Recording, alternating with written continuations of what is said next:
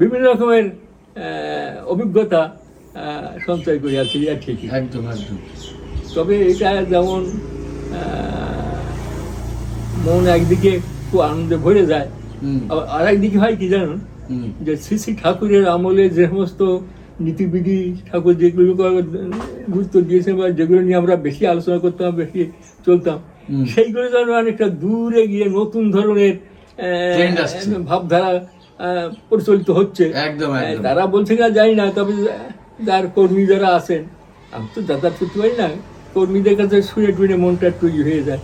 আলোচনা জিজ্ঞাসা এটা ঠাকুর তো এই বলাছে, আমাকে একদম বলে ফেললেন, দেখুন আপনার ঠাকুর দেখেছেন, ঠাকুর গেছেন, আপনারা তো জানেন আলাদা, আমরা তো দেখি নাই, আমরা যাকে দেখেছি আমরা এখন তাকে সেই তিনি যে করে আমি তাই করবো, আমি তার সাথে তর্ক কি করবো? হ্যাঁ, আমি বললাম যে ঠাকুর কিন্তু এই কথাগুলো আপনি এইভাবে পরিবেশন করছেন, আমি বলছি যে এইভাবে ঠাকুরের বলা এইভাবে আছে, এবং এমনকি আমার কথা বিশ্বাস না করেন বইতে আছে, বইগুলো বলে দেয়, এই বইগুলো পড়ে দেখেন ঠাকুরের যে কথাগুলো পরিষ্কার আমাকে বলে দিলেন যে আপনি দেখেছেন, আপনি শুনেছেন, আপনি আপনাদের মধ্যে থাক, কিন্তু আমরা তো দেখি নাই, শুনি নাই, শুধু আমরা এখন যা আছে তার কথা শুনবো, তাকে দেখবেন। এখন তিনি কি বলছেন তাও তো আমি জানি না, কারণ তিনি বলেছেন কিনা, এবার তারা আদৌ বলেছেন কিনা, তিনি তার মতন করে বলে যাচ্ছেন। যাই হোক, আমি তর্ক করতে যাই না, কারণ আমরা বয়স হয়ে গেছে, আমরা তো কি ব্যাকডেটেড লোক, একদম সত্যি কথা বলতে আমরা ব্যাকডেটেড বলে দেবে যে দেন আপনাদের সময় যুগ বাদ দেন, এখন সৎসঙ্গে নতুন যুগ, নতুন ভাব, নতুন ইয়েতে চলতে কী করা যাবে, কারণ আমার তো আর অত ক্ষমতাও নেই, কিন্তু কষ্ট হয়, কষ্ট হয়। দেখেন ঠাকুর এটা বলছেন, আমি অতি নগণ্য মানুষ, আচ্ছা, পরমপিতা দয়া করে আমাকে যা বলালেন বা আমাকে দিয়ে যা করালেন, তার উপর যদি এই মনুষ্য সমাজ না দাঁড়ায়, না করে, তাহলে মানুষের শত গুণ থাকা সত্ত্বেও নিজেরা হানাহানি, কাটাকাটি,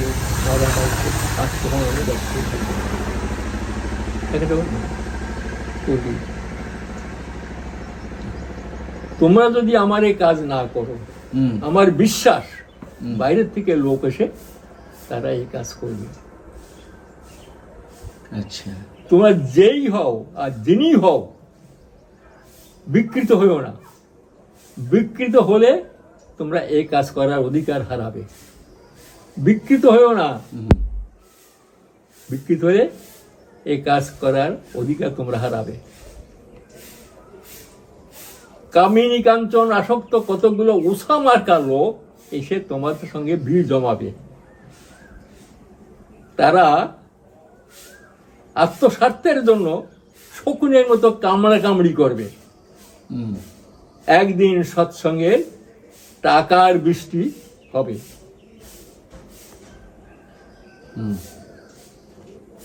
সেদিন বড় সৎসঙ্গের দুঃসময়। কাজলের ঘরের মধ্যে থেকেও, কাজলের তার যার গায়ে কালি লাগবে না, সে যদি ভাবে এ টাকা পয়সা আমার না, সব ইষ্টের, আমি অসীমাত্র, শত কাজলের ঘরের মধ্যে থাকা সত্ত্বেও আর গায়ে কালি লাগবে না, সে পারে যাবে।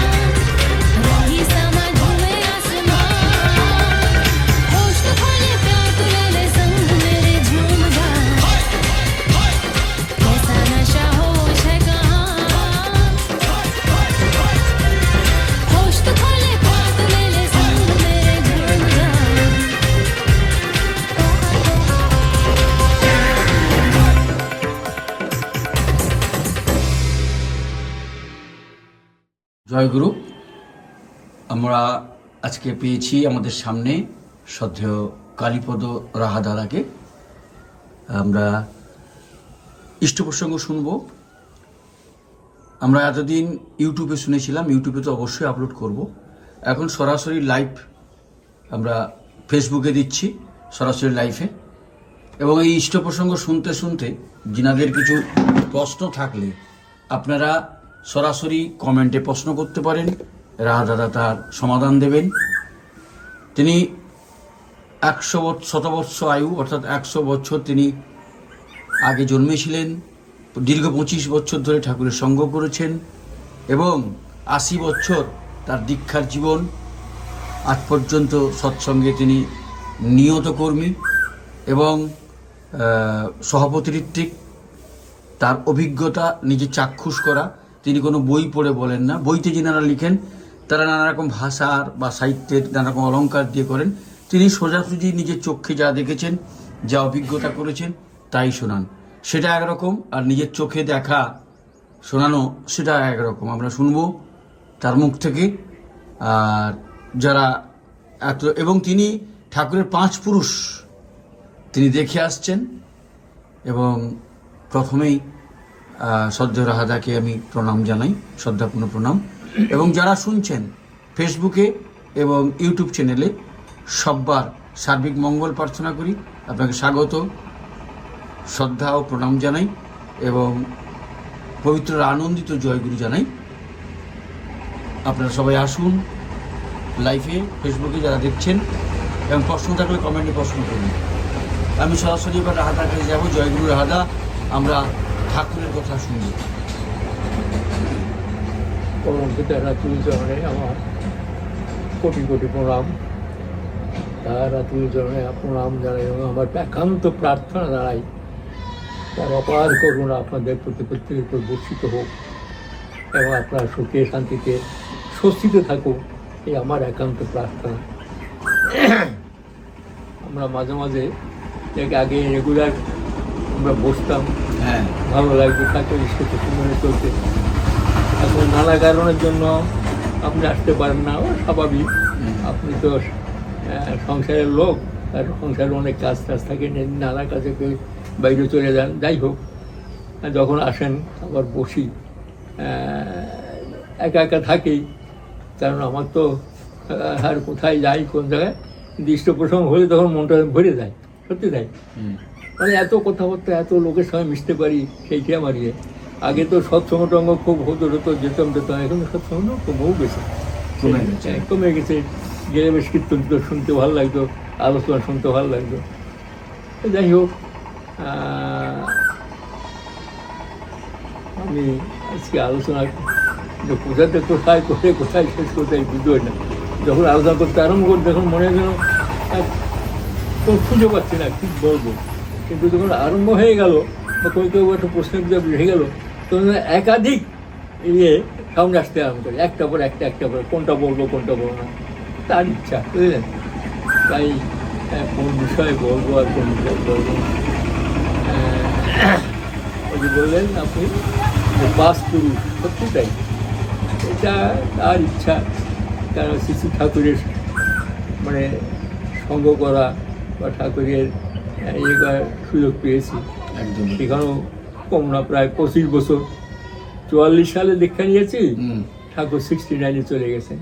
এই প্রায় 24-25 বছর সুদীর্ঘকাল জানা হোক, আসা যাওয়া থাকা বা কথাবার্তা বলা, তারপর সঙ্গ করে থাকার সুযোগ পেয়েছি। তা আবার শ্রী বরদার আমলে সেও অনেক দিন, যতদিন তিনি, তার আগে তো জানতাম ঘুরতাম, ততখানি তো গুরুত্ব দিতাম না ঠাকুর থাকতে। যেই ঠাকুর চলে গেলেন, শ্রী বরদার সংস্পর্শে এসে তিনি আমাদের ভুল ভ্রান্তি সব ধরিয়ে দিতেন, এভাবে চলতে হবে, কাম করে থাকবে, কী করতে সেটাও তিনি দয়া করে তার ইয়েটা পেয়েছি।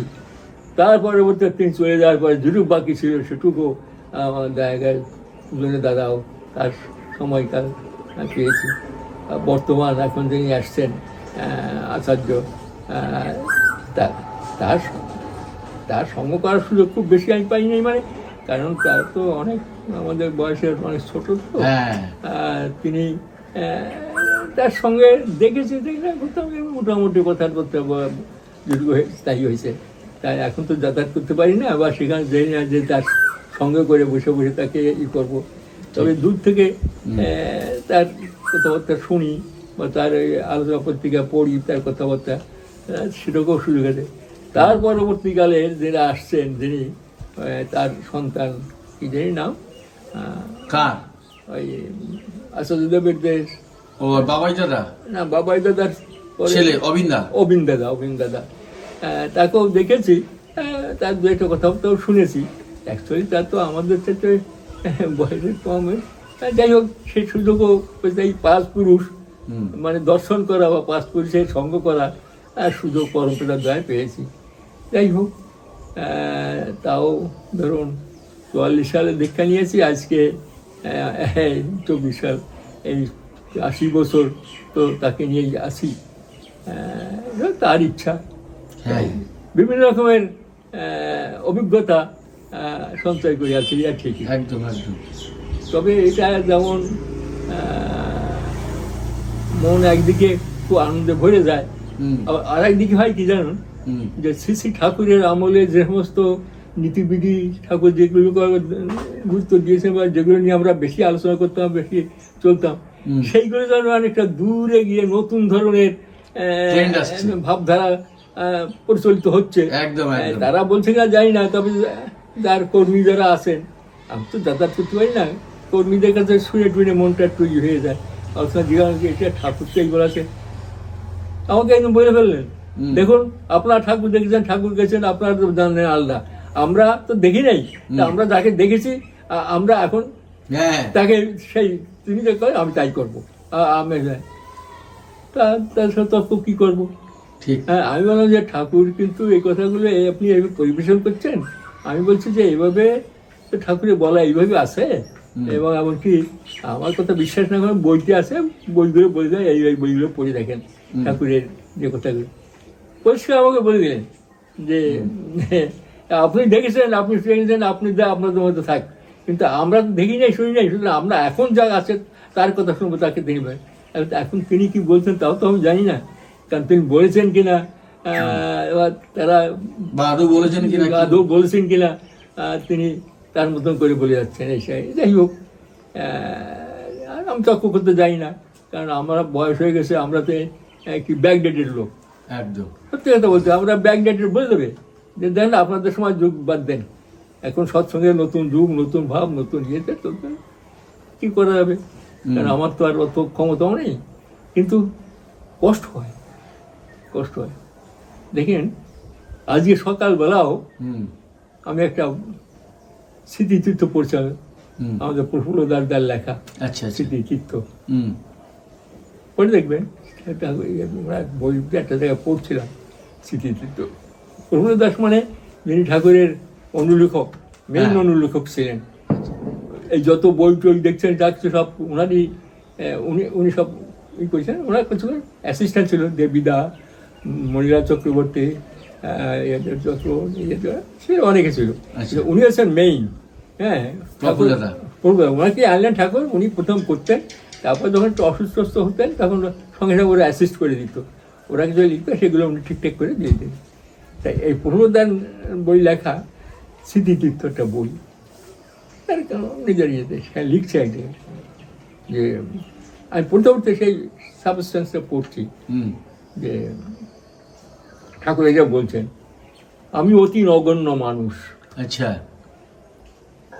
পরমপিতা দয়া করে আমাকে যা বলালেন বা আমাকে দিয়ে যা করালেন, তার উপর যদি এই মনুষ্য সমাজ না দাঁড়ায়, না করে, তাহলে মানুষের শত গুণ থাকা সত্ত্বেও নিজেরা হানাহানি, কাটাকাটি,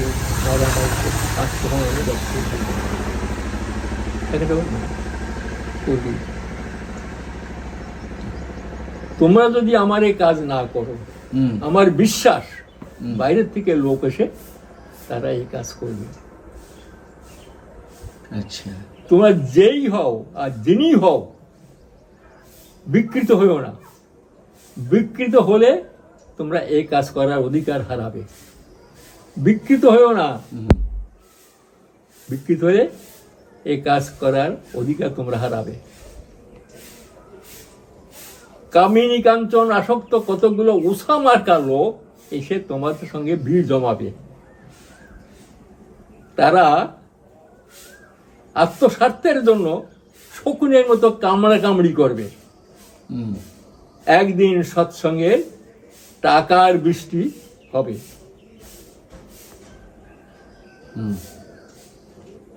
সেদিন বড় সৎসঙ্গের দুঃসময়। কাজলের ঘরের মধ্যে থেকেও কাজলের তার যার গায়ে কালি লাগবে না, সে যদি ভাবে এই টাকা পয়সা আমার না, সব ইষ্টের, আমি অসীমাত্র, শত কাজলের ঘরের মধ্যে থাকা সত্ত্বেও আর গায়ে কালি লাগবে না, সে পারে যাবে। দেখেন কথাগুলো আমি দেখছি প্রত্যেকটা জিনিস এখন হুবহু তাই। সৎসঙ্গের আমরা দেখেছি আজকে যে প্রাচুর্য, ও তো ছিল না এক সময়। অনেকবার বলেছি আপনাদের কাছে, বলেছি যে সৎসঙ্গের আনন্দবাজার চলতে পারতো না, কৌটো মেপে ভাত দেওয়া হতো। আচ্ছা। আর বেশিরভাগ দিনে বিকেল বেলা, রাতের বেলায় আনন্দবাজার থাকতো। একাদশী, পূর্ণিমা, অমাবস্যা বা কোনো একটা পুজো পার্বণ টালনের ব্যাপার বিকেলবেলা বন্ধ। আচ্ছা। দুপুরবেলায় ঘন্টা পড়বে, ঘন্টা পড়ে তার মধ্যে যেতে পারবে, আবার ঘন্টা মারলে শেষ। আচ্ছা। লিমিটেড। হ্যাঁ। মোটা চালের ভাত, সেই তাও আমার একটা কৌটো ছিল, ওই কৌটো মেপে দেওয়া হতো ভাত। আর কি ডাল, মানে কোয়ালিটির ডাল, জল, মানে জলটা আছে, ডালের কোনো অংশ নেই, তারপর লঙ্কা টাকা বাড়ছে, শাল পাতায় খেতে বসলে দিলে ডালের কোনো দেখা যেত না, ডাল দিয়ে চলে যেত। ওইটাই মানুষ আপনার ওই রকম হতো না।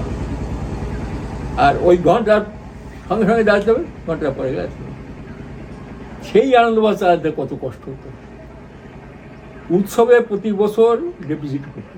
উৎসব কত লোক হতো তখন, এত লোক হতো না, তাই চলতো না। তাই তো কত কষ্ট করে সৎসঙ্গীরা, কিন্তু মহা আনন্দ, তৃপ্তি, ওতেই তৃপ্তি, ওতেই ইয়ে, কত কি সে তাকে নিয়ে ভরপুর, মানে এত ভরপুর আমরা থাকতাম যে ঢেলে ঢেলে আহা, ওদিক আর খেয়াল নেই। এখন তো ঘর চাই, তখন কোথায় ওই গাছের তলায়, এ গলায় ও গলায়, বর্ষার সময় কোনো সময় বারান্দায় ওই কতবার চাটাই ফেলে দেখতো, ওই চাটাইগুলো এনে নিয়ে পেতেতে আবার চাটাই রেখে আসতো, সেই চাটাইগুলো দিয়ে শুয়ে, বাহ, সেইটাই আনন্দ। সেই কি অবস্থা, পায়খানা ছিল না, ওই নদীকে দারোয়া দিয়ে, সেখানে দারোয়া যখন জল থাকতো না, বালি সরিয়ে দিয়ে সেই জল সেখানে স্নান টান করা, আহা কি আনন্দ, কি ফুর্তি ঠাকুর বাড়ি করছে। সেই কি একটা তার ভিতর তৃপ্তি। এখন তো এটা চাই, সেটা চাই, ওটা চাই। আনন্দবাজারে এখন সেই কি বাপ রে বাপ। আমি অনেকবার গল্প করেছি আপনাদের কাছে। ওই এক দাদা উত্তরবঙ্গে আসলেন, আমাদের ঋত্বিক কনফারেন্স ছিল, তিনি অনেক কষ্ট করে এসছেন, এই গাড়ি ও গাড়ি করে এসে ঋত্বিক কনফারেন্সে ঢুকবেন। কনফারেন্স আরম্ভ হয়ে গেছে, তখন আমাদের ওই মনোমোহিনী ধামের ওই কোনার ঘরটাই ঋত্বিক কনফারেন্স হতো, তাও ওই ঘরটার অর্ধেক ভরতো। আচ্ছা। তিনি এসে উত্তরবঙ্গের থেকে, এক বুড়ো মতো মানুষ, সেইতে কোনো সব রেখে গিয়ে বলছেন। ওইটাই দুপুরে গেছে, শেষ হয়ে কনফারেন্স শেষ হয়, আমরা অল্প বয়স তাড়াতাড়ি কোনো রকমে স্নান টান করে গিয়ে ওই আনন্দবাজারে লাইন দিয়েছে। আচ্ছা। তার আগে লোক বসে গেছে, সে হেঁটে চলে গেছে, বসে আছি, আমাদের আসবে। আস্তে আস্তে কিছু পর দেখি ওই বুড়ো দাদা, তিনি আর 2 দিন খান নেই, গাড়ি ঠিক করে এসছেন, 2 দিন খায়নি, খান নেই, রাস্তা ট্রেনে কি খাবে, তখন টিকরা মানে বুঝবেন তো কি অবস্থা। তিনি এসছেন, এসে আমার পাশে এসে বসছেন, পাশু, আমার মনে হয় পাশুদা আচ্ছা পাশু ব্যানার্জি না কি দিয়েছিল হুম। সেইটা। তো বসছেন একটা ঘটিতে জল নিয়ে, শাল পাতা নিয়ে আমরা বসে টসে আছি। কিছুক্ষণ পরে বসে আছে, ভাত চাল দিয়েছে, হ্যাঁ? সিদ্ধ হচ্ছে। তখন বসে আছি? হ্যাঁ, পরপর সময় একটু বেশি করে লোকজন আসে তো, তাই একটু ভাত ঘন্টার পর একটু টাইমটা বেশিক্ষণ থাকে, কারণ বাইরের লোকজন আসবে। সেইতে আবার চাল দেওয়া হয়েছে, সিদ্ধ হচ্ছে, দাঁড়াল আসছে ভাতে। তা যে চাল আসছে তাতে আমরা যে 25-26 বসছি লাইন দিয়ে, দেখা গেল আমার কাছটা আসা পর্যন্ত তারপর আর নেই, আমার কুড়ে সব দিয়ে দিল। পাশে পাশুদা বসে আছে, হুম। তিনি তো জল খাচ্ছেন, আড়ি করছেন, বসে বসে খিদে লেগেছে, কি করে হ্যাঁ হ্যাঁ আমাকে দিয়ে বলছে আর নেই। পাশুদা বসে বুড়ো মানুষ, ভাবলে আসবে। আমি তখন শুইনি, আমার খুব কষ্ট হলো। আরে দাদা শোনেন, আর আনন্দবাজার ভাত নেই, আমার এই শেষ। আপনি এক কাজ করেন, আমার এইটা আপনি নেন, আমি শুই নেই, আপনি এটা নেন, নিয়ে এটি আপনি। না বাবা তুমি খাও, আরে তুমি খাবো, ঠিক আছে এতে। অথচ 2 দিন সে খাইনি, হ্যাঁ 2 দিন খেয়ে আমাকে দিব্য বলছে তুমি খাও, তুমি ছেলে মানুষ, তোমরা খাও, আমরা ঠিক আছে। আর দাদা শোনেন, একটু আগে আমি ওই দোকান থেকেই এটা ওটা খাইছি তো, সেখানে আমি খেয়ে সত্যি খাওয়া লাগছে, আমি আমার খাওয়া আজকে খুব গদনে, বুঝলেন, আপনি নেন। তাই বলছো হ্যাঁ নেন। নিয়ে গেলাম, ওই করে বাজে খেয়ে চলে গেলাম। আমি উঠে চলে এলাম, চলে কি গিয়ে অবস্থা। কিছু ওই মুড়ি টুড়ি কিনে খেয়ে নিলাম। ওর এখনো মনে আছে, সেই আনন্দবাজারে এখন 5তলা 6তলা বিল্ডিং, তাকে খাওয়ার সময় মাথার করে ফ্যান ঘুরছে, আবার লোকে আবার তার মধ্যে যারা ই করে দেয়, পাখা দিয়ে হাওয়া দেয়, পেট ভরে খেতে পারো, যা যা খুশি। আমরা একটা সে কী খাবার, এখন তো কোনো ইয়ে নেই। ঠাকুর বলেছেন একদিন তোমরা সোনার থালে ভাত খাবে, হুম। ঠাকুরের কথা, একদম সোনার থালে ভাত খাবে। সে অনেক আগের কথা। আমাদের বীরেন মিত্তিরদা কলকাতা পড়তেন,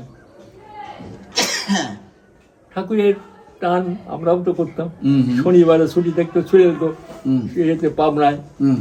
কলকাতা থেকে ছুটি যেত, আবার রবিবার থেকে রাত্রি বাসায় করতেন। আমরাও তাই করেছি। আচ্ছা শনিবারে হলে যাওয়ার সময় খুব ছটপট করতাম। হুম।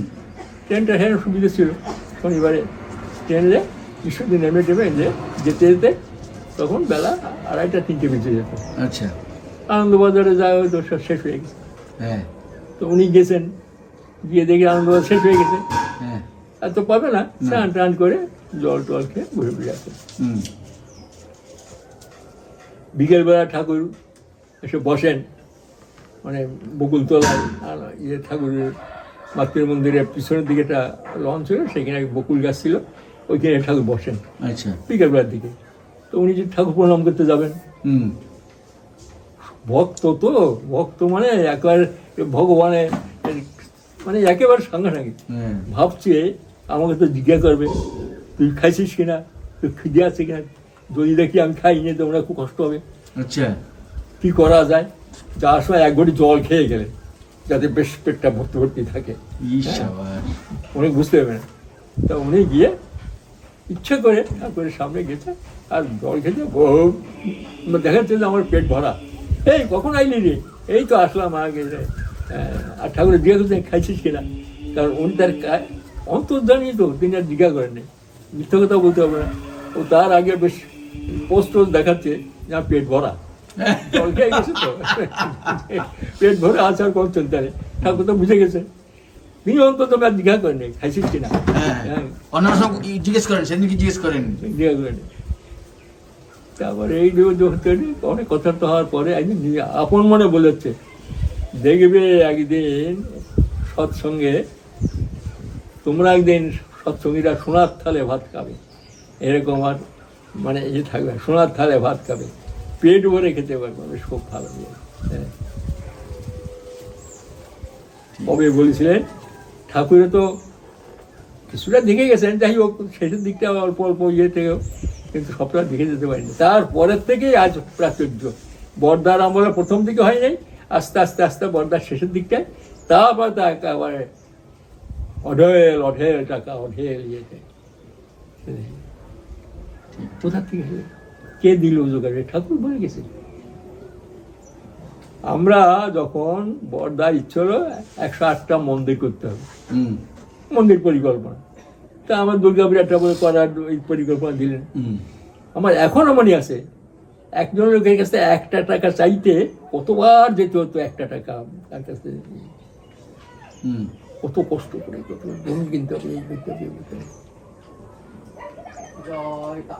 একটা উৎসব কত, এই আমাদের সেই জায়গায় আজকে এখন যে মন্দির কত মানে লাখ লাখ টাকা, এই যে একটা উৎসব করলো, কত লাখ টাকা, প্রায় 1 কোটি টাকা খরচ হচ্ছে। এই যে আর এখন কত কত মন্দির কোথায় যেখানে হয়ে যাচ্ছে, কি টাকা করতে আসছে। এই যে তিনি বলে গেছেন হবেই, আর পরিবর্তনও তেমনি হচ্ছে, অনেক পরিবর্তন। ওই যে বললো না, আপনার কথা শুনবো কি, আমরা আপনার ঠাকুর দেখেছেন, তা ঠাকুরকে আপনার আপনার মতো আপনি করেন, কিন্তু আমরা ঠাকুর দেখি না। এখন যিনি যা বলবেন তাই আমরা করবো। কি বলবে তা জানি না, তো কে বলছে, কি বলছে আর কি মানে করছে তাকে জানি। উল্টো পাল্টা চলছে, উল্টো পাল্টা করছে, কি জানি জানি না, মানে এর একটা অর্থই করছে লোকে। যজন যাজন ইষ্টভীতি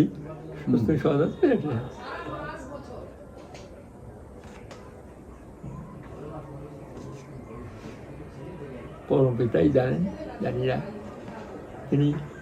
তাই ভাবি যে এই যে পরিবর্তন, আমার তো কেন জানি না, আমিও তো থাকবো না।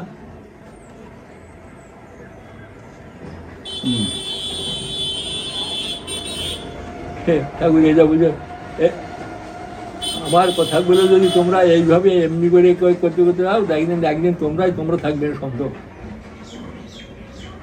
তোমার থাকবে কিনা সন্দেহ।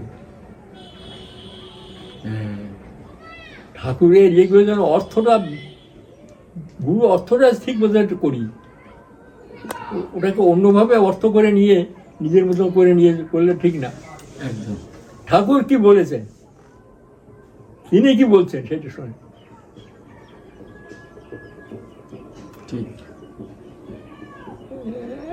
এক জায়গায় গেছিলাম, আপনাকে বললে আপনি বুঝতে পারবেন। সেখানে দেখলাম উৎসব হচ্ছে, খুব ইয়ে হচ্ছে, আমি পাশে শুনছিলাম তার কথাবার্তা, বলে ভালো থাকে, কিন্তু দু একটা কথাবার্তা যা বলা টলে, আমি ঠাকুরের নীতি কথা না শুনি। আমি এইটা পরে একদিন তুমি যেগুলো বললে এগুলো আমাকে পাত্তাই দিল না, পাত্তাই দিল না, মানে এইখানে বলতে ভালো লাগছে না, নামটাও বলবো না, পাত্তা দিল না। তোমরা ব্যাকডেটেড লোক, তোমাদের কথা কে শোনে? সেই এখন যেটা সেটা শুনতে হবে, সেই কথা কি বলবো। ঠিক ঠিক, ধর্মের গ্লানি আস্তে আস্তে এইভাবে হয়, মানে যত দেরি হবে, মানে যত দিন যাবে আস্তে আস্তে নতুন নতুন নিজের মতন করে সেটাকে ঠাকুরের ভাবধারা, ঠাকুরের এই করতে হলে সাধন ভজন থাকে। শুধু স্থবিতি করি তাকে তো হবে না। আমার যে নাম ধ্যান সাধন ভজন যদি না থাকে, তাহলে আমার হবে কি করে? নাম আর নামিতে হবে, তিনি যে নাম, ওই নামী পুরুষ তিনি, বা আমার গোল তো তাকে, তিনি কি চান, তাতে আমার যেতে হবে। কে চায় জগতে বারবার আসতে? কেউ চায় না। যখন তাকে পেয়েছি, নাম যখন পেয়েছি, কত জন্মান্তরে স্বীকৃতি ফলে তাকে পেয়েছি, সুতরাং কেন আমি উল্টো পটা চলবো, উল্টো পটা মানে করবো? কোনো দরকার নেই। ঠাকুরের পুঁথি পুস্তক পড়তে হয় ঠিকই, দাদা তো দেখেন নেই বা দাদার তাদের অসুবিধা আছে। কেউ হয়তো বললে কোনো ঋত্বি দাদা বললো, ওই বাবা ঋত্বি দাদা বলছে দীক্ষা নিয়েছেন তার কাছ থেকে, তিনটা বলে তাই করি, তারও ভুল আছে, কিন্তু ভুল ঠিক বলতে পারে, এমন করতে নাই, ভুল হতে পারে। এই জন্যই দীক্ষা নেওয়ার পরের থেকে ঠাকুরের যত পুঁথি পুস্তক আছে এগুলো পাঠ করতে হয় আর নাম ধ্যান করতে হয়, কষ্টটা বুঝে দিতে হয়। আমার একটা কথা মনে পড়ে, এই অনেকদিন আগে, কয়েক বছর আগে আমাদের দুর্গাপুর একটা উৎসব হয়েছিল। সেই উৎসবে ওই কী বললেন, অবিনবাবু এখন তো বয়স হয়ে গেছে, তখন অল্প বয়স ছিল, ওই ওখানে গেছিলেন। তো সবাই তাকে বলছে তো মিটিংয়ে তাকে কিন্তু বলতে বলছে, মানে সবাই বেশি হয় না, 2-4টে কথা বলছেন। বলছে কি, আমার একটা কথা আমার খুব ভালো লাগছিল, ছেলে মানুষ তো বলছে, দেখেন আমি ঠাকুরকে দেখিনি, সোজা কথা, আমি ঠাকুরকে দেখিনি, আর এখানে যারা আছেন অধিকাংশ আমার মনে হচ্ছে ঠাকুরকে দেখেননি। তা শুনুন ঠাকুর কি বলেছেন, ঠাকুরের ওই নাম ধ্যান সাধন পাধন যত্ন ইত্যাদি করতে বলছে, আর তার পুঁথি পুস্তক পড়বেন। ইনডাইরেক্টলি বলেছেন, কে কি বলছে সেটা হয়তো ভুল ভ্রান্তি বলতে পারে বা ভুল অর্থ করতে পারে, কিন্তু পুঁথি পুস্তকটা তো ঠিক আছে, বইটা লিপিবদ্ধই আছে। তাই সেই জন্য এখনকার সৎসঙ্গীদের একটু কঠিন, আমাদের যেমন সোজা ছিল, এখন তো একটু কঠিন। যখন বললেন একটু আপনাকে ডিস্টার্ব করছি, এই অবিন্দাকে নিয়ে এখন একটু বিতর্ক চলছে। এখন কি আছে আমরা জানি না, সেদিন সেই কথা। হ্যাঁ সেটাই বলছি, আমি আপনাকে বলি আপনার জানার জ্ঞাতার্থে। অবিন্দা বলছেন ভালো, সবটাই ভালো, কিন্তু কি বলুন তো, একজন নেতা যাদেরকে অনুসরণ আমরা করি, আমরা ভুল করছি সেটা কোনো ব্যাপার নয়। ওই নেতার যদি সামান্য কোনো ত্রুটি থাকে, সেটা কিন্তু সবার চোখে রক করে, সবার মনে পড়ে, এবং সেইটাকে সবাই ধরে। অবিন্দা একটা স্টেজে ইষ্টপ্রসঙ্গ করছেন, যে কোনো কারণে ঢুকে এসে সে সাউন্ড বক্সগুলো থাকে না এর উপরে, স্টেজের উপরে, একটা পা সাউন্ড বক্সের উপর রেখেছে আর একটা পা নিচে রেখেছে, দিয়ে এরকম করে কথা বলছে। এটা একটা দৃষ্টিকটু ব্যাপার। দ্বিতীয়, মানে সংক্ষেপে আগে বলছি, ক্যামেরাম্যানদের তুই করছে, এই তুই এটা কর, এটা করা, তোকে তো বেতন দেওয়া উচিত নয়, তোর তো বেশি পয়সা নিয়ে নিচ্ছিস, তোর বেশি, আমাকে দেখতে এসছিস সব, আমাকে আমি যা বলবো তোদের শুনতে হবে। আমি 5 পাতা লিখেছিলাম না ইষ্টভীতি নিয়ে, তোর সব দেখেছিস, পড়েছিস, এই ক্যামেরা করা, তাড়াতাড়ি করা, এত করছিস কেন, এই কে ছবি তুলছে, এই ছবি বন্ধ কর, সব ছাড়িয়ে নেবো, আমার প্রচুর লোক আছে, বলে সব আইডি নষ্ট করে দেবো, তোদের সব করবো, আমার কথা শুনতে হবে। তারপরে একটা জায়গায় বলছে, তারপর ভালো বলছে, তারপরে একটা জায়গায় বলছে আমার ঠাকুর কত 16 বললো না 18 না কত বললো, 18 কোটি টাকার গাড়ি ব্যবহার করতেন, আর আমরাও ব্যবহার করি, আমরা গোড়া থেকেই বড় লোক। ঠিক আছে, আমার মনে হয় এটা ওই ইষ্টবিধি সম্পর্কে অনেকে ব্যাপার হচ্ছে কি, কথাটা আপনি তো একদিন শোনা কথা না, আমি ইয়েতে দেখেছি, হ্যাঁ আমি ভিডিওতে দেখেছি, দেখাবো আপনাকে। না না, এগুলো আপনি কি নিজে শুনেছেন? হ্যাঁ, ইয়েতে মানে সাইডে, মানে অর্থাৎ ভিডিওতে তার কানে, তার মুখের কথা শুনেছেন? হ্যাঁ জানি না, যাই হোক, এটা কি বাদ বাকিগুলো কি সুন্দর না সেটা আমি জানি না, এই যে আমি ওর দিকে যাচ্ছি না, হতে পারে বা কি কার বয়সটাও কম, বয়স কমুক বা তাই নেতা কিনা আমি তাও জানি না। ওই সময় ওইটুকু বয়সে যে কথাটা বলছিলাম সেই কথাই বলছি, একদম সেইটাই আমার বক্তব্য। এখন কে কি কোথায় কোন স্টেজে আছেন, কে কি বলছেন, আমার দরকার নেই। এবং তারপরে যাজন করছেন, মারাত্মক যাজন করছেন, সেটা করতে পারে, সেটা তো এখনো তো আমাদের বর্তমান কালের দেখেছি আধুনিক চিন্তাধারা যে বক্তৃতা শুনলাম তো ওখানে, আমার শুনে দেওয়া কান ভরে গেল, আহা কি সুন্দর বলছেন, বলা টলা, বক্তা এক জিনিস, পড়া এক জিনিস, তাই না? খুব বহু বক্তা দেখেছি, বলি এসে ওই কেমন বললাম আমি, পড়াটা কেমন বললাম। এখন ব্যবহার থেকে এই গ্রামের অঞ্চলে যাত্রা গান হয়, নিজেরা গ্রামে করে, সে হয়তো রিক্সা চালায়, সে ওখানে গিয়ে রাজা সাজে, সে যখন রাজা সাজে তখন সে মাছ করে দিয়ে আসলো লোক, আহা কি সুন্দর করলো, পরে এসে দেখছে আবার রিক্সা চালাচ্ছে। হ্যাঁ, ব্যাপার হচ্ছে কে কি বলে কোথায়, আমার তো দরকার নেই, আমার চলার মধ্যে তার কতটুকু অবদান সেইটা আমি নিব। একদম।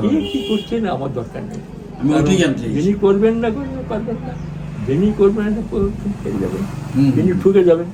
আমার কথা হচ্ছে যিনি কারণ কি যাচ্ছেন তারা তাদের নিয়ে সমালোচনা আমার রুচিতে বাদে। কারণ যে করবেন তিনি থাকবেন, যিনি করতে পারবেন তিনি ঠকে যাবেন। কেন আমরা ঠাকুরই ধরেছি, কারণ বিশেষ করে আমি ঠাকুরকে দর্শন করেছি, ঠাকুর সঙ্গ করেছি। তা আমার তার সঙ্গে যদি নাম এসে আমি তার সঙ্গে মিশি নেই বা তাকে দেখিনি, সত্যি কথা বলি। ওই দিন দেখেছিলাম তাকে, ওই মুহূর্তে এবং তার সম্বন্ধে আমি আলোচনা করবো, বিচার করবো, আমার সমস্যা নেই, আমি করবো না। যিনি করবেন থাকবেন, না করলে ঠকে যাবেন। তো কারণ এই বংশে জন্ম নেওয়া সুদুর্লভ। ভগবান শ্রীকৃষ্ণের কথা, হ্যাঁ, ভগবান শ্রীকৃষ্ণের কথা 6ষ্ঠ অধ্যায়ের শেষের দিকে বোধহয় 40-41 জায়গায় ইয়েতে আছে যে এই যে গুরুকুলে জন্ম না, বলছে কি সেই ইসের দিকে আছে, সংক্ষেপে বলছি যে দেখুন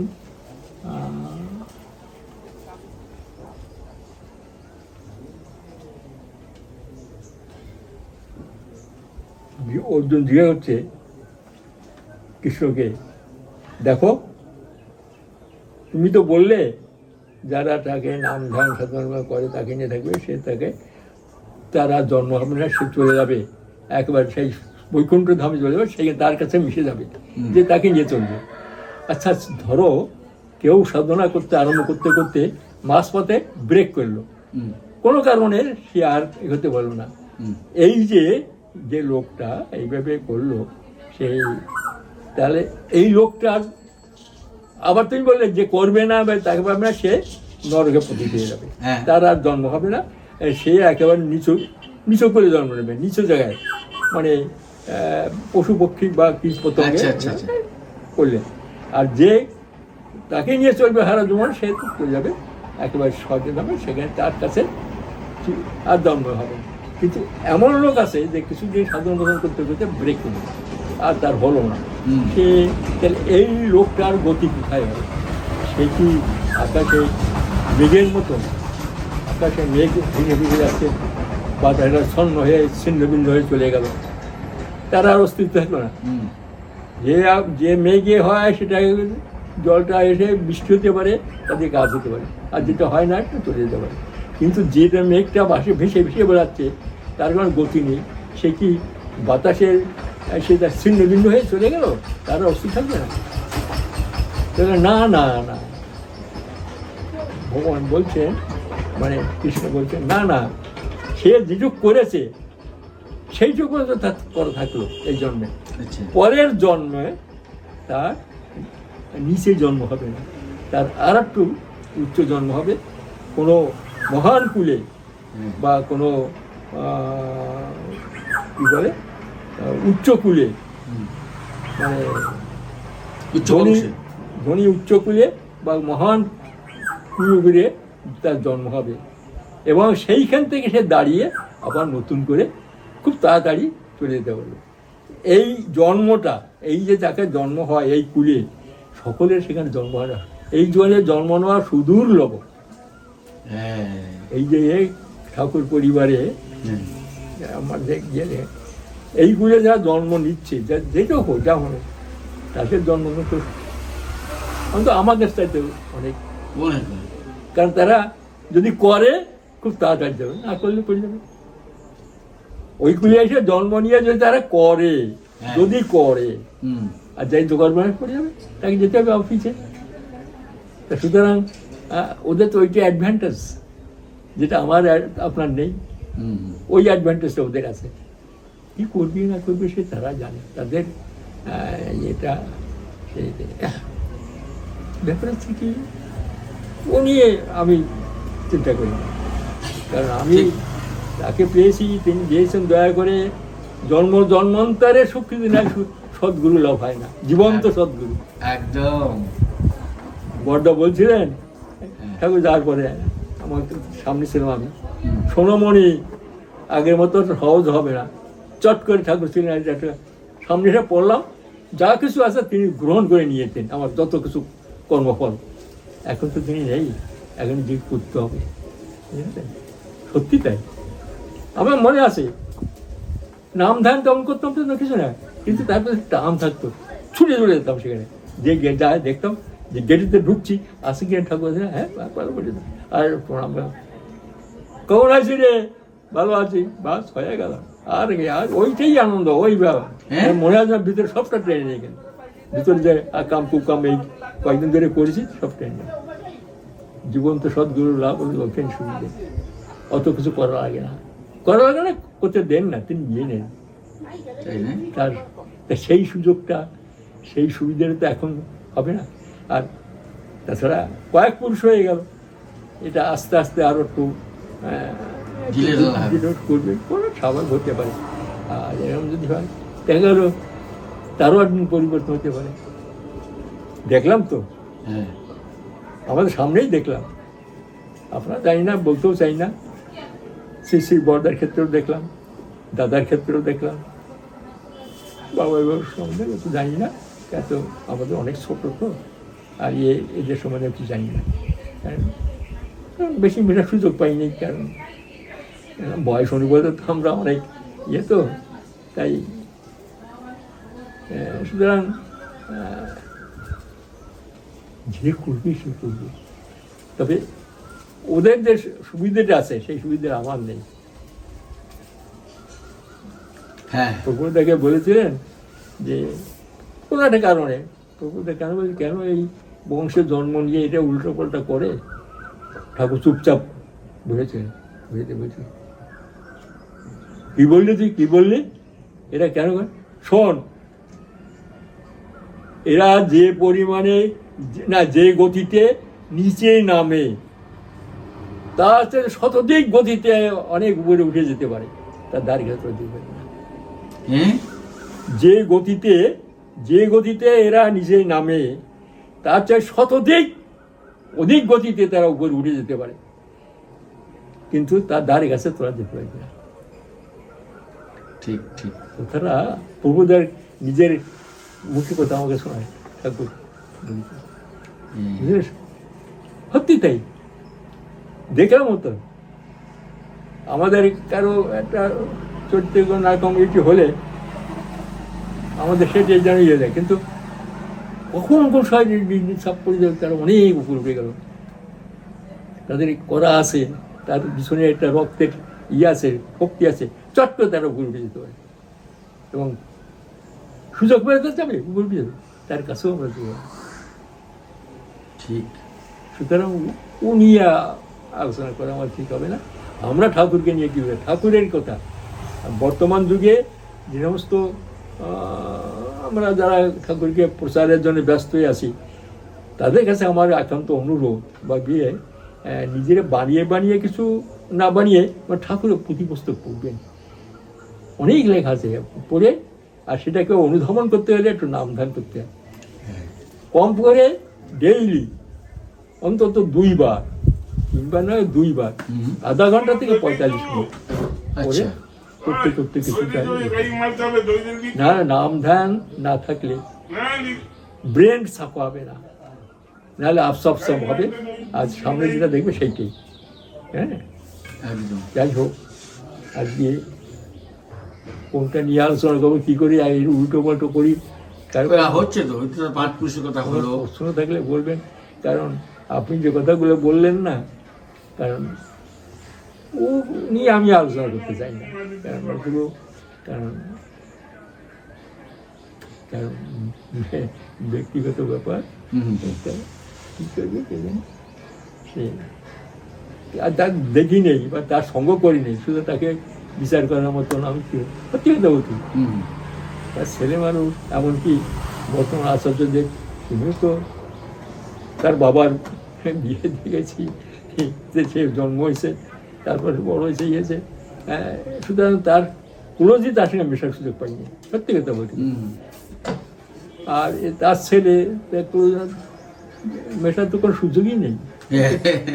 যার সঙ্গে মিশি নেই বুঝি নেই তাকে ঠিক ঠিক ঠিক। তাকে বিচার করার আমি জানি না, কেন করতে যাবো, কি জানি কি আছে না কি বলছেন, তা কি অর্থ করছেন, আর কোনটা বলতে কি বলছেন তাও জানি না। অনুযায়ী আর ধর্মক্ষেত্রে নানা রকমের থাকতে পারে, বুঝলেন না? আর ধর্মের জ্ঞানীতে হয়।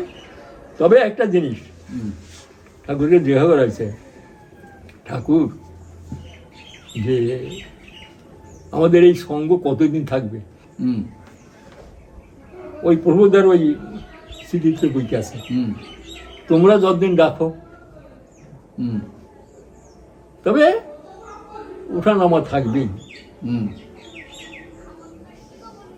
চিরকেন্দ্রে যিনি থাকবেন তিনি আমার পরিবারের লোক হতে পারে বা তোমাদের মধ্যে কেউ হতে পারে, কিন্তু যিনি থাকবেন তিনি নিঃস্বার্থ একেবারে অত্যন্ত থাকা থাকে, সবার জন্য দাঁড়িয়ে থাকবে, তিনি যেন থাকেন। দেখো একদিন এই দুনিয়ার লোক এই ভারতবর্ষে আমাদের দিকে আসবে, একদিন এই ভারতবর্ষ দুনিয়ার গুরু হবে, শান্তি পাওয়ার জন্য ছুটি আসবে এইখানে তোমাদের কাছে। সমস্ত ভারত পৃথিবী জগৎ একদিন এই তোমাদের কাছে ছুটি আসবে। 1000 বছর পরে দেখে নিস এই শিবচন্দ্র চক্রবর্তী পোলা অনুকূল চক্রবর্তীর খোঁজ পড়বে সেদিন। লিখে রাখ ঠাকুর, আপনি যে কথা বললেন আমি লিখবো, আমি তো বলে লিখে রাখ, তবে হ্যাঁ আমি থাকতে করিস না, আমি চলে গেলে করি ভালো হবে। বুঝতে পারেন ঠাকুর? 1000 বছর পরে একদিন সমস্ত জগতের এই ভারতবর্ষের কাছে আসবে এটি শান্তি স্বস্তি পাওয়ার জন্য, এবং এই গুরু তখন ভারতবর্ষের গুরু হবে, সমস্ত জগতের গুরু। লিখে রাখ সেদিন শিবচন্দ্র চক্রবর্তী এই অনুকূলচন্দ্রের খোঁজ পড়বে। একদম একদম। তবে হ্যাঁ ওঠা নামা থাকবে আস্তে আস্তে, কখন হবে। সৎসঙ্গের যে ঢেউ যে দিয়ে গেছে 1000 বছর নষ্ট হবে না, ঠাকুর যে দিয়ে গেছে সম্পদ। একদম। কি দিয়েছেন বাবারে বাপ, বাঁচা বাড়ার মন মজা ধর্ম, বাঁচা বাড়ার সব কিছু টুকটা তিনি দিয়ে গেছেন, যে করবে পারবে, আর না হলে ওই তার কি আছে সেই। অ্যাকচুয়ালি আমরা বলছি তিনি তো আমার নয়, তিনি পিলকেন্দ্র, তিনি সঙ্গরাচার্য, মানে সংগঠনের সাহায্য যা যা লাগে তাই সেই সমস্ত ডায়েট মিশ্রণ ডাক্তার দেখে, কিন্তু আদর্শ তোমার ঠাকুর একদম। তাহলে ওদিকে আমি তাকাবো কেন? ঠিক।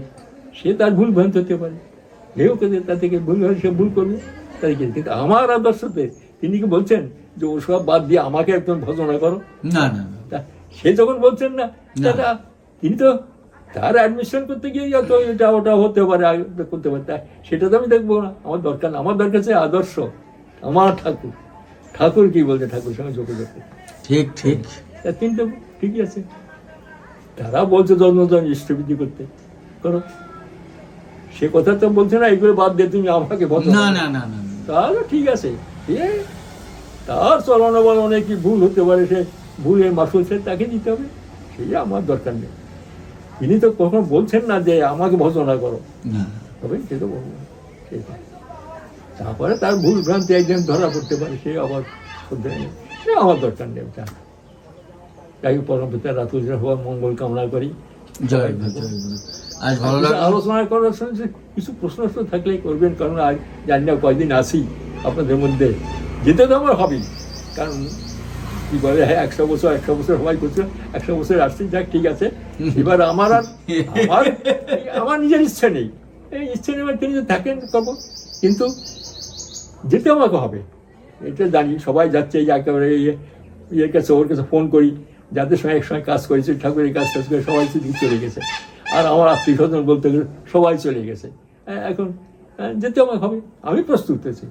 কিন্তু যেটুক জানি সেইটুক তো আপনারা আমার কাছে জিজ্ঞাসা করেন, তো দাদা আপনি দেখছিলেন ঠাকুরকে, ঠাকুর এই সময় কি বলতেন, আমার জানি কি বলবো, আমি জানি বলবো। কারণ এটা সেই সুযোগও তো আর পাবেন না, কারণ আমার তো আর কজন আছে বেশি, সবাই তো চলে গেছে। ঠিক। সুতরাং চাক্ষুষ দেখা, চাক্ষুষ শোনা, চাক্ষুষ কথা শেষ হয়ে যাবে। ওই তো সেদিন এক দাদা আসবে বলছে এই ঠাকুর দর্শন করছেন, দর্শন করতে মানে তিনি গেছিলেন, ঠাকুর দূরের থেকে ঠাকুর প্রণাম করছেন, আচ্ছা, দেখছেন, দর্শন করছেন, সঙ্গ করেনি, সঙ্গ করার সুযোগ নেই, তার বয়স, কারণ ঠাকুর চলে গেছেন তো 55 বছর হয়ে গেল, তাই না?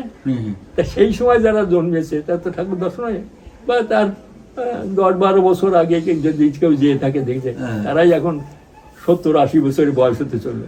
হ্যাঁ, তাহলে যাই হোক, পরবর্তীরা তো সবাই মঙ্গল কামনা করে, সবাই ভালো থাকে, সুস্থ থাকবেন, থাকবেনও, আমি খুব আশা নেই।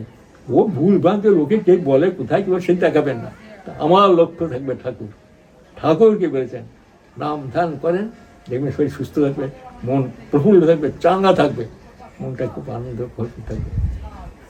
বাঁচতে চাই, সুস্থ থাকতে চাই, আমি আনন্দে থাকতে চাই সবাইকে নিয়ে, আর তো পাবে না তিনি ছাড়া। দয়া, জয় গুরু, জয় গুরু, জয় গুরু। খুব ভালো লাগলো। মানে বলি না যে এখানে এলে আমরা উদ্বুদ্ধ হই, অনুপ্রাণিত হই, নানা রকম কথা আসবে, সবকিছু আসবে, সবকিছুর মধ্য দিয়ে আমাদের যে মূল লক্ষ্য ঠাকুরকে নিয়ে চলা, তার পথে চলা, তিনি যা নির্দেশ করেছেন, যেভাবে চলতে বলেছেন সেভাবে চলা, সেটা আপনার কাছে এলে উদ্বুদ্ধ হই, অনুপ্রাণিত হই, অনেক জোশ পাই। পরমপিতা রাতুল চরণে আপনার সুস্থ এবং সুদীর্ঘ জীবন প্রার্থনা করি, দীর্ঘদিন থাকুন, এইভাবে আমাদের অনুপ্রেরণা দিয়ে যান, এই প্রার্থনা করি। আর যারা এতক্ষণ শুনলেন এবং পরেও শুনবেন, দাদা বললেন আপনাদের ব্যক্তিগত যদি কোনো প্রশ্ন থাকে তাহলে নিশ্চয়ই কমেন্ট করে জানাবেন, বা এই ফেসবুক লাইভ যখন হয় তখন সেই কমেন্টে জানাবেন, জানালে আমরা সেই প্রশ্নের উত্তর দাদা দেওয়া সমাধান করার চেষ্টা করবেন, এটা মাথায় রাখবেন। আর পরমপিতা রাতুল চরণেই আপনাদের সবার সার্বিক মঙ্গল প্রার্থনা করি। ভালো থাকুন, সুস্থ থাকুন, আবার পরে দেখা হবে। তাহলে এখানে শেষ করি। জয় গুরু, বন্দে পুরুষোত্তম।